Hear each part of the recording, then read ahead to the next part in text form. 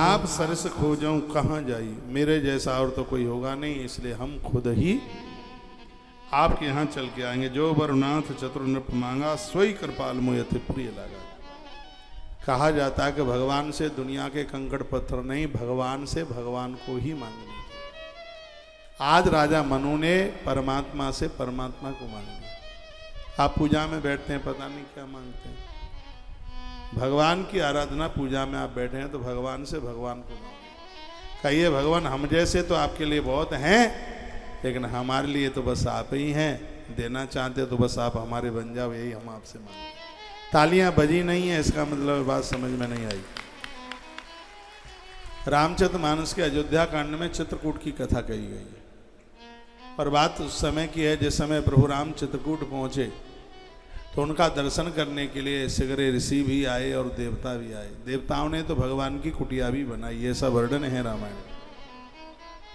जब वो जाने लगे तो भगवान ने सबको प्रसाद दिया और वो सब लेके चले गए। यह सुध कोल किरातन पाई, ये समाचार बन के वनवासी लोगों को ये प्राप्त हुआ, वह भी भगवान के दर्शन करने के लिए पड़ा। लिखा है कंद मूल फल भर भर दोना, चले रंग में लूटन सोना। खाली हाथ से नहीं, दोनों में वो सामान खाद्य सामग्री लेकर के जा रहे हैं। इतनी खुशी हो रही है जैसे कोई गरीब व्यक्ति को पता लग जाए कि सोने की वर्षा हो रही है देवास में, वो पैदल ही चल पड़े दौड़ता हुआ, खाए के लिए सोने की मोहरें लेने के लिए भाग रहा है। जैसे वो भागता है वैसे ही आज वो वनवासी लोग प्रभु राम से मिलने के लिए ऐसे आए।